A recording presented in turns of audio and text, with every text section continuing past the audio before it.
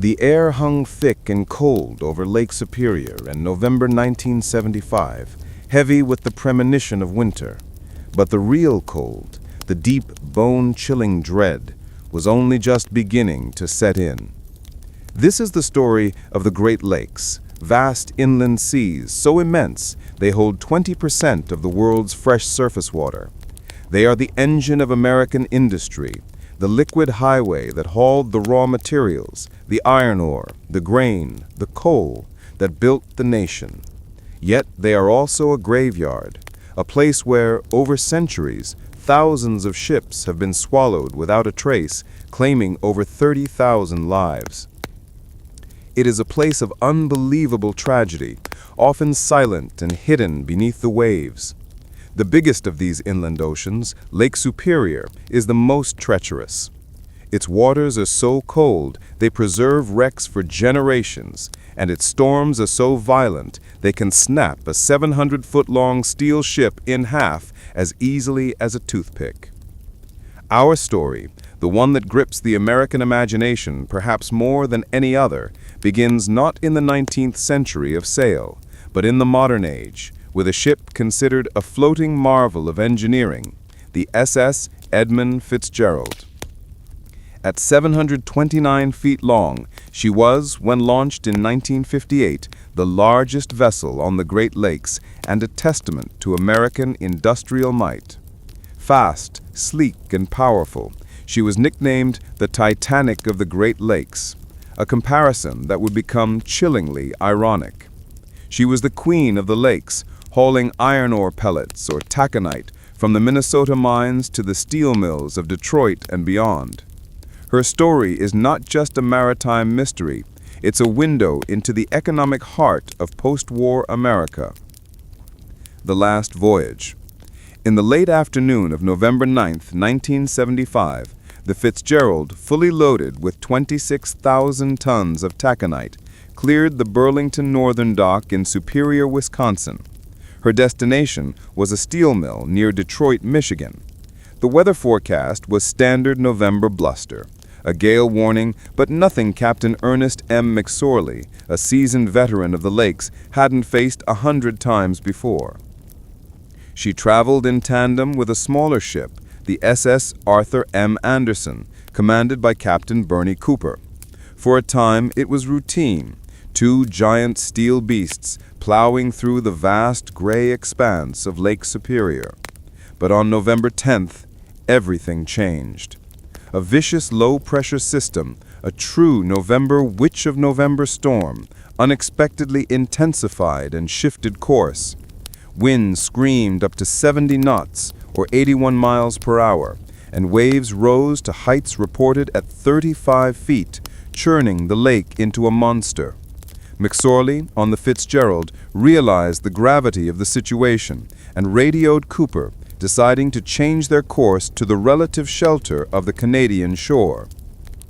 Around 3:30 p.m., in the thick of the storm, the first signs of serious trouble emerged. McSorley radioed Cooper. "Anderson, this is the Fitzgerald. I have a fence rail down. 2 vents lost or damaged. I'm taking on a little water. I have a bad list." A fence rail was just a handrail, but vents lost or damaged was critical. The ship's vents covered openings to the cargo hold and ballast tanks.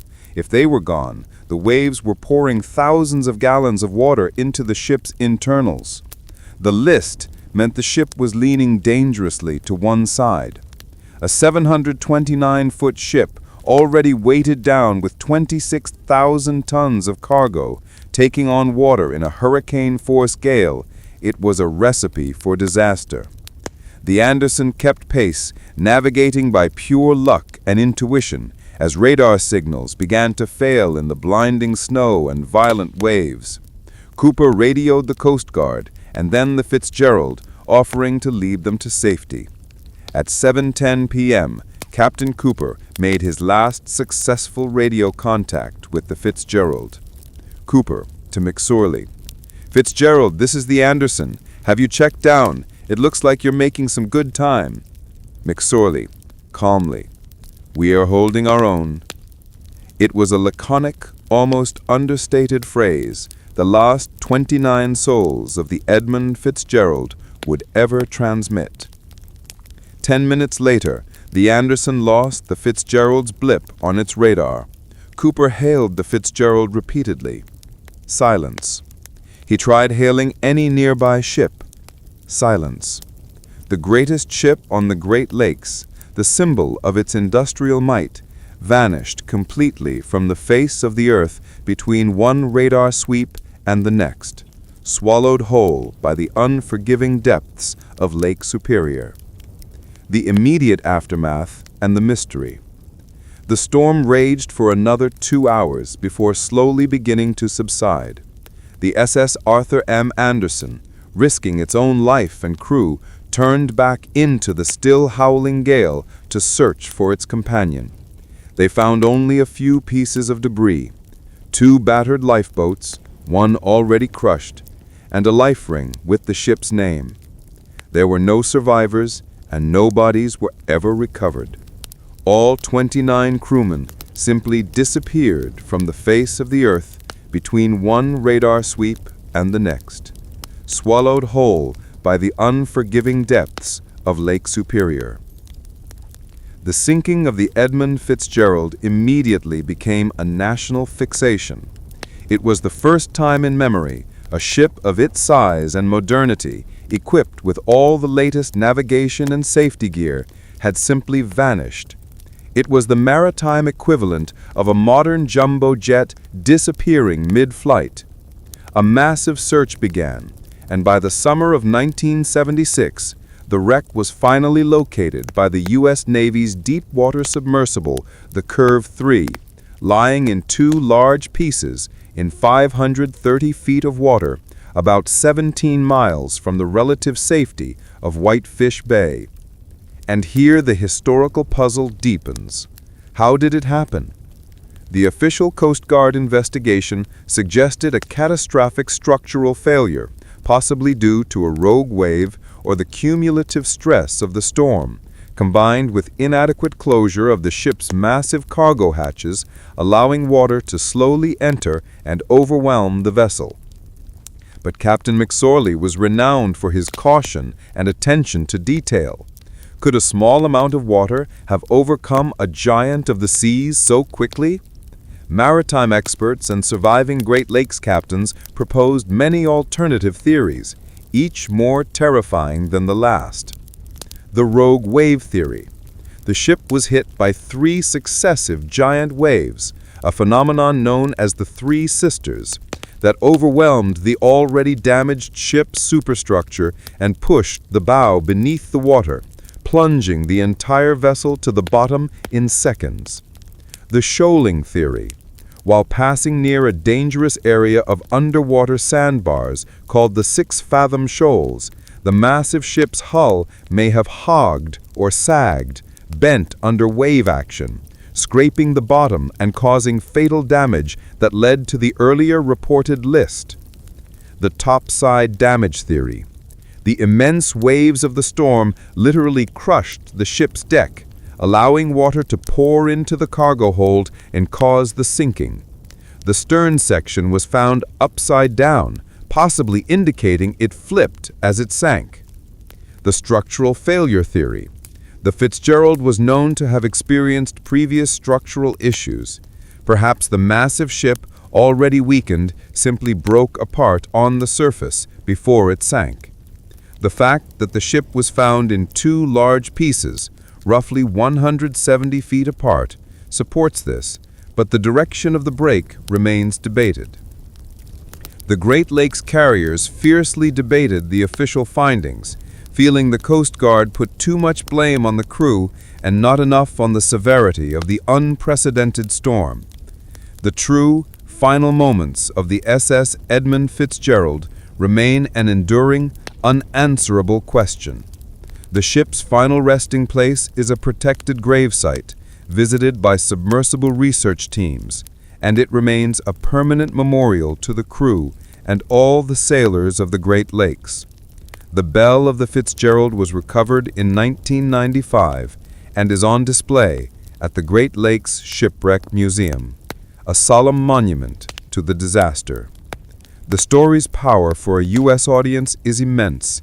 It's a confluence of industrial ambition, the raw, untamed power of nature, and the ultimate mystery of 29 ordinary men vanishing in the midst of a vast freshwater ocean that belongs entirely to the nation. The tragedy of the Edmund Fitzgerald in 1975 was not an isolated event. It was the inevitable price paid for building an industrial titan on the edge of a monstrous inland sea. To understand the gravity of the Fitzgerald's loss, we must first understand the almost mythical importance of the Great Lakes shipping lanes to the American economy. These 5 connected freshwater oceans, Superior, Michigan, Huron, Erie, and Ontario, are the liquid spine of North America. They hold enough water to cover the entire continental U.S. in 9.5 feet of it. But more critically, they link the raw materials of the continent's heartland with the manufacturing centers of the East. In the late 19th century, vast deposits of iron ore were discovered in the Mesabi Range of northern Minnesota. This ore, known as taconite, was the very material that fueled the Second Industrial Revolution in the United States. It was the ore that was forged into the steel girders for the skyscrapers of New York and Chicago, the tracks for the Transcontinental Railroad, and the hulls for the warships of 2 world wars.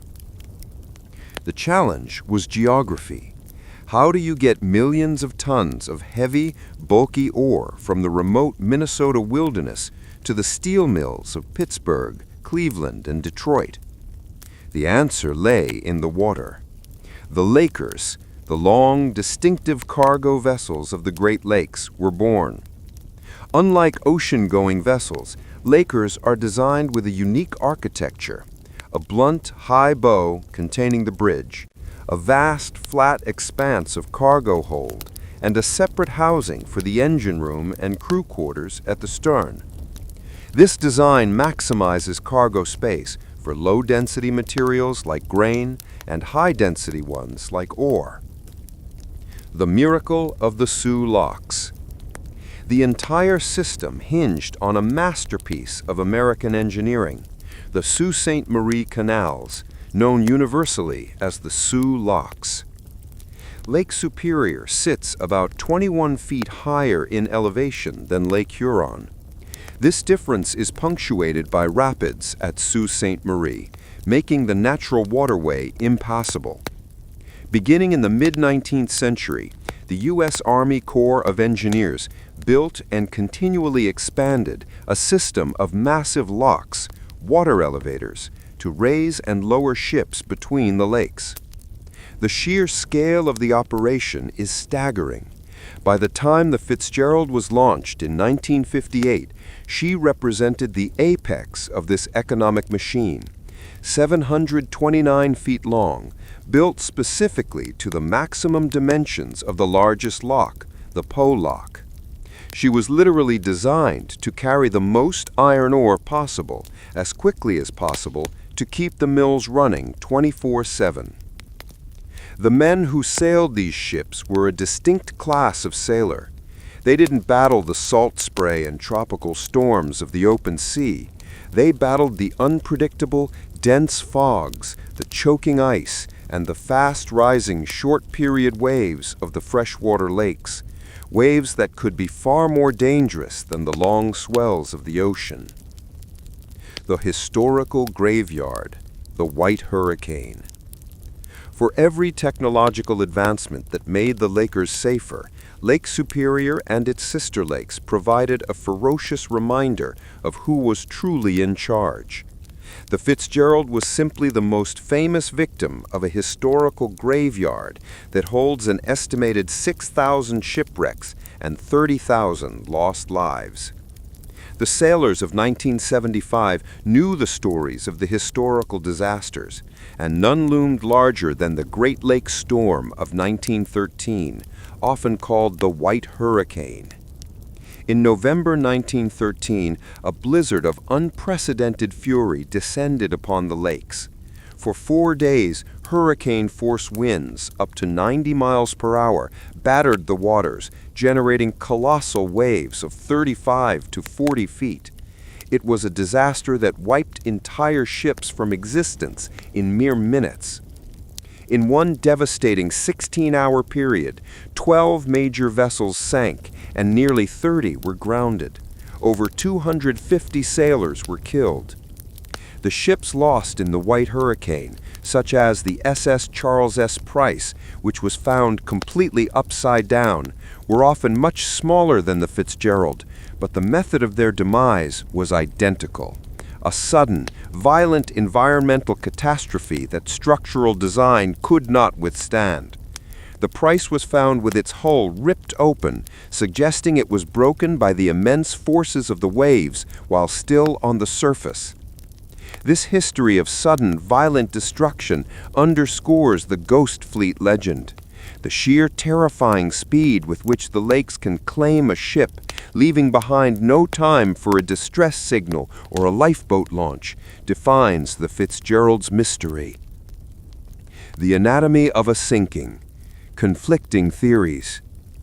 The official U.S. Coast Guard Marine Board of Investigation concluded that the probable cause of the sinking of the Edmund Fitzgerald was massive flooding of the cargo hold due to ineffective closing of the cargo hatch covers. They theorized that the storm's incredible waves bent the hatch clamps, allowing water to pour in slowly until the massive weight of the water overcame the vessel's buoyancy. But this finding was immediately and fiercely challenged by the Great Lakes carriers, including the company that owned the Fitzgerald. They argued that a captain as cautious as McSorley would have never sailed with unsecured hatches. They insisted the disaster was due to an act of God, a structural failure caused by the unique, violent conditions of the November gale. The major counter-theories center on two possibilities, both rooted in the lake's raw power. 1. The shoaling theory, a silent wound. Before the Fitzgerald sent its last messages about a bad list and damaged vents, Captain McSorley had directed the ship perilously close to the 6-fathom shoals near Caribou Island.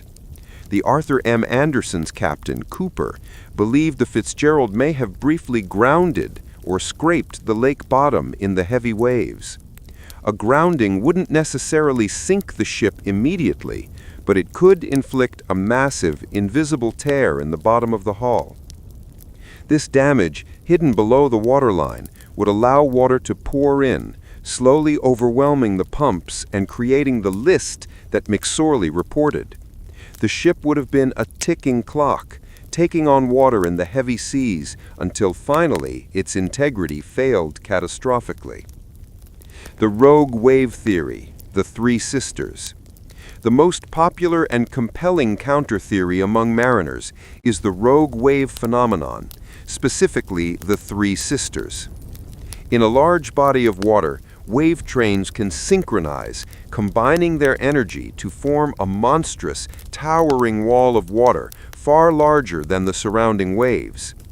Captain Cooper of the Anderson reported that at one point his own ship was hit by 2 massive waves that dwarfed his pilot house, followed by a third.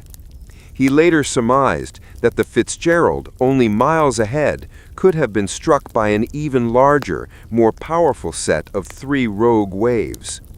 A 700-foot ship, already listing and struggling in 35-foot seas, would have been fatally overwhelmed by a 45-foot wall of water.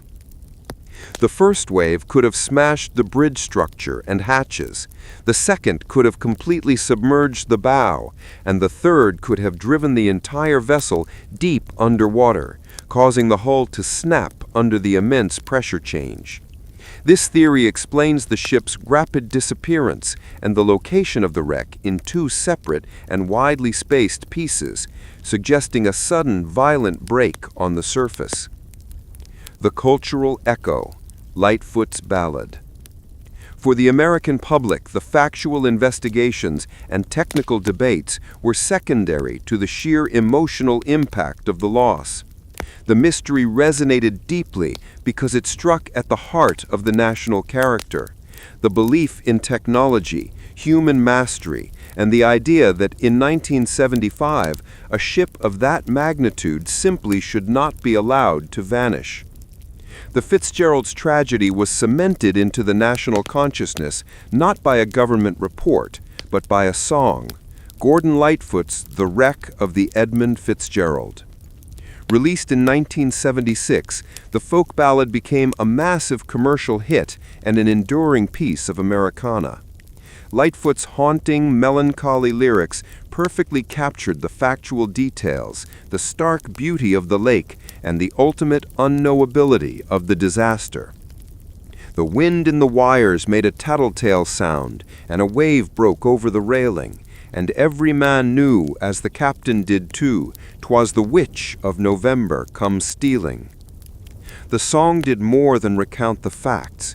It elevated the 29 lost men from anonymous seamen to figures of legendary tragedy, turning the event into a modern folk epic.